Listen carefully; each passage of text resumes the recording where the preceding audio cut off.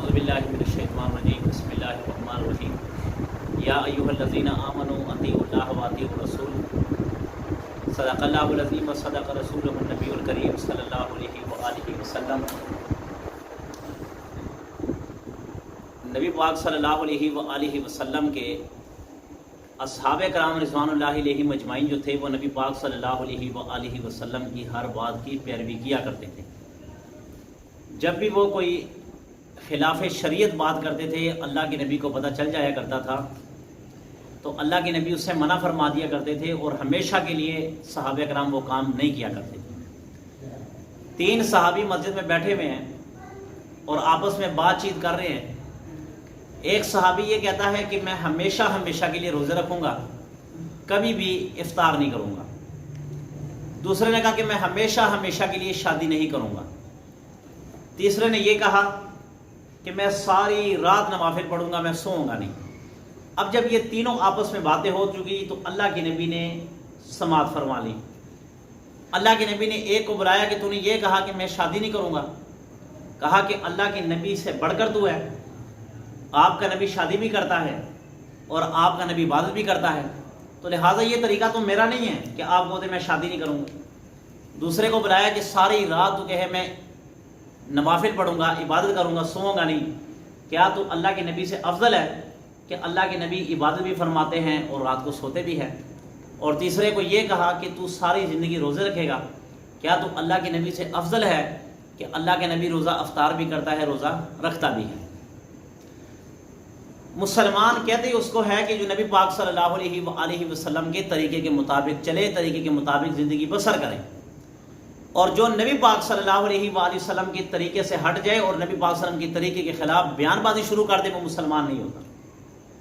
اب دیکھیں طرح طرح کے فتنے مسلمانوں پر اس وقت منڈلا چکے ہیں، کبھی اس طرف سے فتنہ، کبھی اس طرف سے فتنہ، یہ فتنے ہیں اور یہ صرف اور صرف کفار کو، کافروں کو خوش کرنے کے لیے۔ یاد رکھنا یہ جو کافروں کو خوش کرنے کے لیے دین کو بدنام کرتے ہیں، اسلام کو بدنام کرتے ہیں، یہ دنیا میں ذلیل ہو جاتے ہیں۔ اب آپ دیکھیں بیٹی مسلمان کی ہے، پلی پاکستان میں ہے، عزت پاکستان نے دی ہے، اور آج اگر وہ امریکہ اور دوسرے دیگر ممالک میں چلی گئی ہے، جو ملعونہ ملالہ یوسفزئی، اس کا بیان سنیں، اس کا انداز دیکھیں۔ شادی کے بارے میں اس نے اپنا تبصرہ یہ کیا کہ بھئی شادی کر کے کیا کرنا ہے، شادی کر کے کرنا کیا ہے، بس جو آپ کے دل میں آتا ہے 2-4 دن مزے لیں، کوئی دوست رکھیں، شادی سے کیا ہوتا ہے۔ اب اس ملعونہ اور ناپاکہ عورت سے یہ پوچھا جائے کہ اللہ کے نبی ان صحابہ کو نہیں منع فرمایا کہ بھئی شادی کیوں نہیں کرتے، شادی کرنی ہے؟ اللہ کے نبی نے فرمایا ساری زندگی روزے نہیں رکھنے، روزوں کا جو دن ہے، جو مہینہ ہے اس میں کرنے ہیں، اور یہ بھی منع فرمایا کہ ساری رات عبادت نہیں کرنی۔ بھئی ساری رات اس لیے نہیں کرنی کہ بیوی کو وقت نہیں دینا، اپنے بچوں کو وقت نہیں دینا، اپنے کاروبار کو وقت نہیں دینا۔ یہ وہ عورتیں اور یہ وہ لوگ ہیں کہ جو اسلام دشمنوں کو خوش کرنے کے لیے ایسے بیان بازی کرتے ہیں، صرف ان کافروں کو خوش کرنے کے لیے اسلام کے خلاف بیان بازی کرتے ہیں تاکہ کافر ہمیں اٹھائیں، کافر ہمیں عزت دے۔ یاد رکھنا وہ تو عز من تشاء و تذل من تشاء، اللہ تعالیٰ کی ذات فرماتی ہے کہ عزت اور ذلت میرے ہاتھ میں ہے، میں جس کو چاہوں عزت دوں، جس کو چاہوں ذلیل کر دوں۔ ایک آدمی کو میں عزت دیتا ہوں، ساری دنیا مل کر اس کو ذلیل نہیں کر سکتی، اور ایک آدمی کو میں ذلیل کرتا ہوں، ساری دنیا مل کر اس کو عزت نہیں دے سکتی۔ یہ کیا چیز ہے؟ اسلام کے نام پر بیٹی پلتی ہے پاکستان میں، اور پاکستان اس کو عزت دیتا ہے، پاکستان اس کو مقام دیتا ہے، اور جب چلی جاتی ہیں تو پاکستان کو بھی بھول جاتی ہیں، اسلام کو بھی بھول جاتی ہے۔ یہ عجیب ہے کہ انہوں نے تماشا بنا لیا کافروں کو خوش کرنے کے لیے۔ کیا ان لوگوں نے یہ بھول گئے ہیں کہ ہماری زندگی کیا، ہم نے کبھی مرنے نہیں ہے، زندگی کتنی ہے، 60-70 سال جی لو گے ان کافروں کے پیسوں پر، ان کو خوش کرنے کے لیے۔ آخر کار جب آؤ گے موت کے شکنجے میں، اندھیری رات کی قبر میں پڑ جاؤ گے، تو اس وقت اللہ کو کیا جواب دو گے؟ کیا اس وقت یہ کافر آ کے تمہیں بچا لیں گے؟ یہ کافر تو دنیا میں کسی کو خوش نہیں کر سکتے، چاہے جائے کہ یہ قبر میں آ جائے۔ اور اگر آپ دیکھنا چاہو کہ یہ وہ کہیں گے جی ہم عورت کو عزت دے رہے ہیں، عورت کو عزت دے رہے ہیں، کہیں گے کہ ہم دیکھیں آپ کے پاکستان کی بیٹی کو عزت دے رہے ہیں، تو پھر اگر یہ پاکستان کی بیٹی ہے تو عافیہ بھی تو پاکستان کی بیٹی ہے نا، عافیہ بھی پاکستان کی بیٹی ہے، اس کو نوبل انعام دیے جا رہے ہیں، اس کو سرپرائز دیے جا رہے ہیں، اس کو میڈیا پہ آگے لایا جا رہا ہے۔ یہ قریب ہے، جو اندیشہ ہے مجھے لگ رہا ہے کہ شاید یہ کچھ وقت وہاں پہ رہ کے یہ آئے پاکستان میں اور پھر یہ الیکشن لڑے اور شاید یہ وزیر اعظم بن جائے۔ انہی کی وجہ سے تو ملک بدنام ہوتے ہیں، انہی کی وجہ سے دین بدنام ہوتا ہے کہ جو ملک پاکستان کو چھوڑ کے چلے گئے، ملک پاکستان کی طرف پلٹ کر نہیں آتے، ملک پاکستان کو دیکھتے نہیں ہیں کیا کمی ہے ہمارے ملک میں، کس چیز کی کمی ہے کہ جو ہمارے ملک میں ہے نہیں ہے، وہاں پہ چلے گئے صرف ان کو خوش کرنے کے لیے۔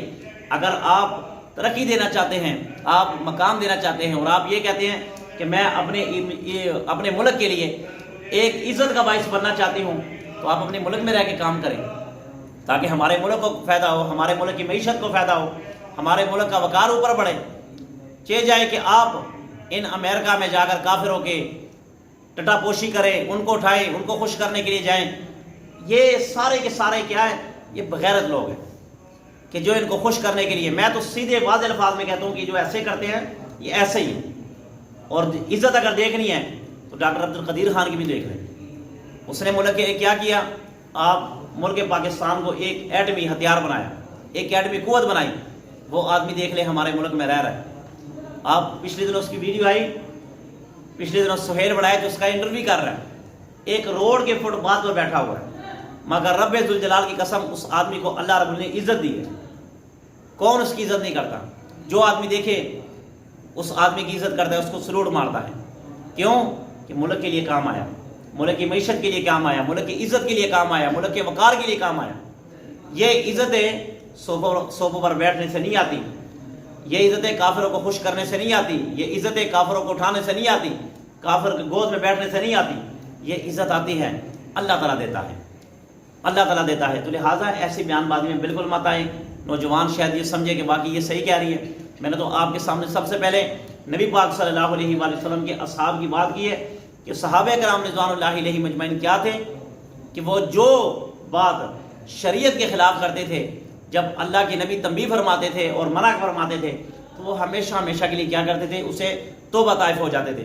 حتیٰ کہ مشکات المصابیح کی احادیث میں ہے، صحابہ نے کہا یا رسول اللہ کیا ہم اپنے آپ کو جیسے بکرے خصی ہوتے نا، کہ یا رسول اللہ ہم کیا اپنے آپ کو اس طرح کر لیں تاکہ ہماری توجہ اس طرف نہ جائے اور ہم دین کی طرف عبادت کرنے، یعنی کہ عبادت کرتے رہیں، دین پڑھتے رہیں، قرآن پڑھتے رہیں۔ یا رسول اللہ کیا یہ جائز ہے؟ اللہ کے نبی نے منع فرمایا کہ نہیں، ایسے نہیں کرنا، اپنے آپ کو بالکل جو ہے نا صحیح رکھنا، شادی بھی کرنی ہے، نماز بھی پڑھنی ہے، حج بھی کرنا ہے، دین کا کام بھی کرنا ہے۔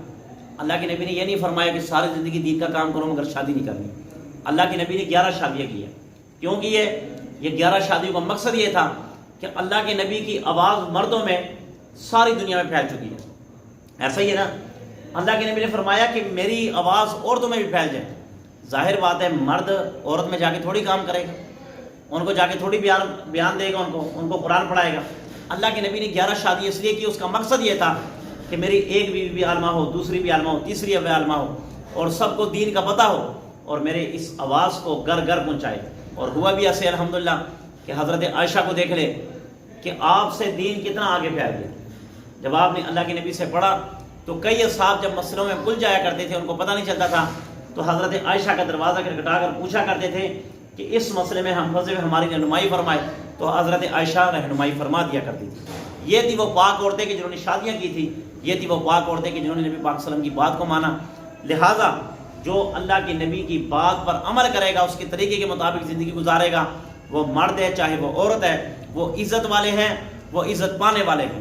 اور جو مرد جو عورت کافروں کو خوش کرنے کے لیے اپنے ملک کے خلاف بیان دے، اپنے دین کے خلاف بیان دے، یہ مرد اور یہ عورت قابل قبول نہیں ہے۔ اللہ سے دعا ہے کہ اللہ تعالیٰ ہمیں ان فتنوں سے بچنے کی توفیق عطا فرمائے۔ بسم اللہ الرحمن الرحیم، الحمدللہ رب العالمین والعاقبۃ للمتقین والصلاۃ والسلام علی سید الانبیاء والمرسلین۔